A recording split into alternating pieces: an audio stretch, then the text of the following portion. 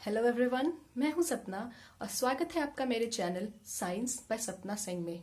आज के मेरे इस वीडियो में जो है हम class 9 lesson 3 atoms and molecules which belongs to chemistry हम पढ़ेंगे। सबसे पहले जो है इस चैप्टर में हम इंट्रोडक्शन जानेंगे एटम्स एंड मॉलिक्यूल्स का कि किस तरह से जो है एटम्स जो है वो नाम पड़ा। 18th सेंचुरी के पहले तक जो है बहुत सारे साइंटिस्ट या फिलोसफर्स जो आए उन्होंने बहुत सारे एक्सपेरिमेंट्स किए, डिफरेंट डिफरेंट तरीके से उन्होंने पता लगाने की कोशिश की कि आखिर जो मैटर है वो किन चीज़ों से मिलके बनता है।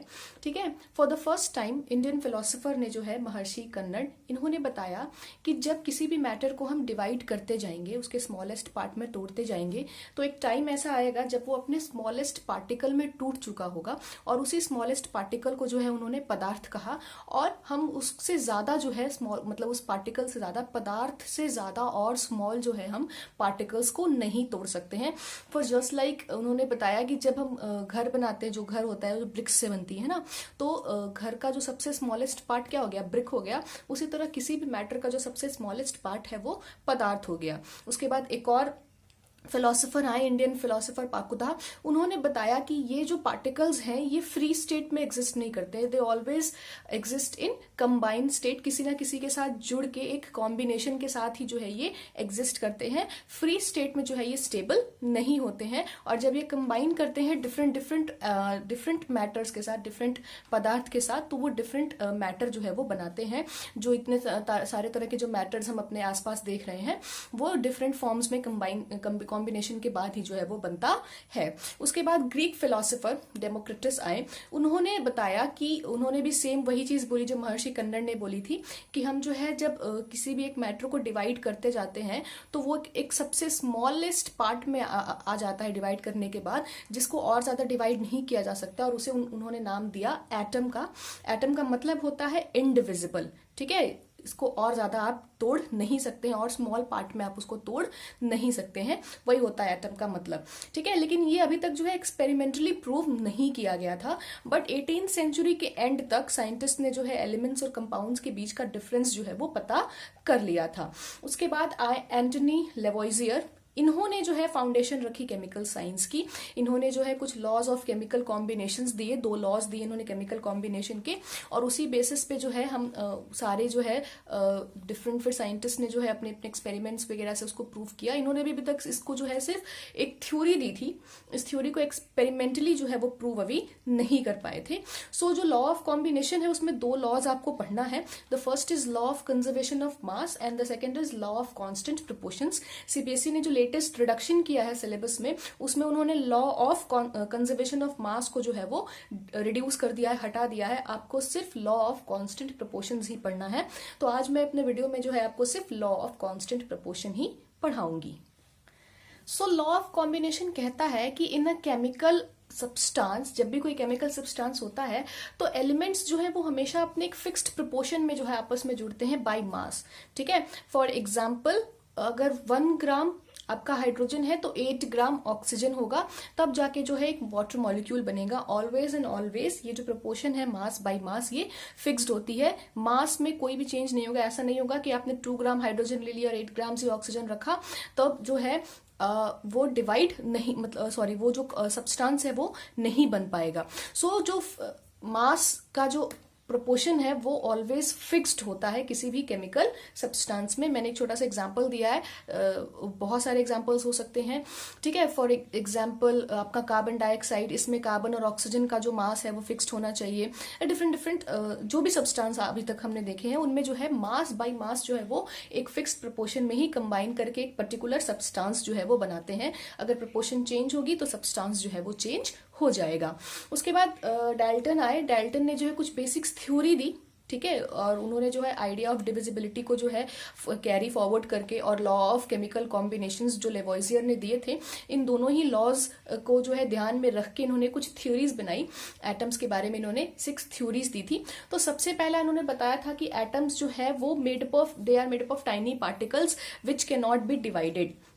तो एटम्स जो है उनको और ज्यादा आप डिवाइड नहीं कर सकते हैं। जो भी मैटर है वो एटम से मिलके बना है and atoms can not be further divided. और जितने भी मैटर हैं वो हर चीज जो है वो एटम से ही मिलके बनती है, डिफरेंट डिफरेंट एटम से मिलके बनती है।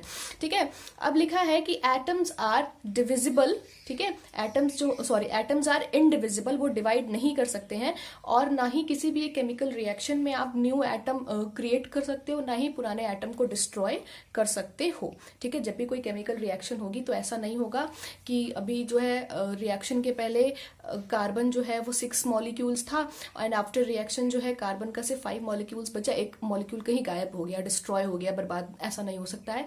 या फिर 7 मॉलिक्यूल्स हो गया after reaction, this is not possible. ठीक है, जितने भी नंबर ऑफ एटम्स आपके पहले रहेंगे बाय मास, ठीक है, रिएक्शन के पहले, रिएक्शन के बाद भी जो है वो उतने ही रहेंगे, उसमें किसी तरह का चेंज नहीं आएगा। यस, वो हो सकता है एक फॉर्म से दूसरे फॉर्म में चेंज हो गए। कार्बन डाइऑक्साइड जो है, कार्बन डाइऑक्साइड जो है उसमें जो कार्बन था वो कार्बन निकल के जो है जाके ग्लूकोज में जुड़ गया। ठीक है, इस तरह से हो सकता है, लेकिन जो है कहीं से एक नया अपने आप जो है किसी एक केमिकल रिएक्शन में अलग से एक नया आइटम ना क्रिएट किया जा सकता है, ना ही डिस्ट्रॉय किया जा सकता है किसी भी केमिकल रिएक्शन में। उसके बाद उन्होंने कहा कि जो सेम टाइप ऑफ एटम्स होते हैं उनका मास प्लस उनकी केमिकल प्रॉपर्टी सेम होती है, डजंट मैटर वो कहां से आए हैं। ठीक है, फॉर एग्जांपल मैं बात करूं ऑक्सीजन की। ऑक्सीजन जो है अगर आपने वाटर में से निकाल लिया है ऑक्सीजन को, वो ले लो, और एक कार्बन डाइऑक्साइड से ऑक्सीजन निकाला है वो ले लो, और ग्लूकोज का ऑक्सीजन निकाला है वो ले लो, इन तीनों ही ऑक्सीजन का जो मास होगा, ठीक है, डिफरेंट डिफरेंट ऑक्सीजन में, लेकिन वो सेम होगा। डिफरेंट सब्सटेंस से हमने लिया है बट मास भी सेम होगा, प्लस केमिकल प्रॉपर्टीज भी जो है वो बिल्कुल सेम होगी। तो सेम एलिमेंट्स जो सेम एटम के होते हैं, जो सेम एटम्स होते हैं, उनका मास और केमिकल प्रॉपर्टीज जो है वो सेम होता है। 4th पॉइंट इन्होंने कहा था कि different elements have different mass and chemical properties. ठीक है, फॉर एग्जाम्पल कार्बन और ऑक्सीजन का जो मास है वो अलग है, केमिकल प्रॉपर्टीज हैं वो भी अलग है। हाइड्रोजन कार्बन का मास अलग है, केमिकल प्रॉपर्टीज अलग है। तो जितने भी डिफरेंट एलिमेंट्स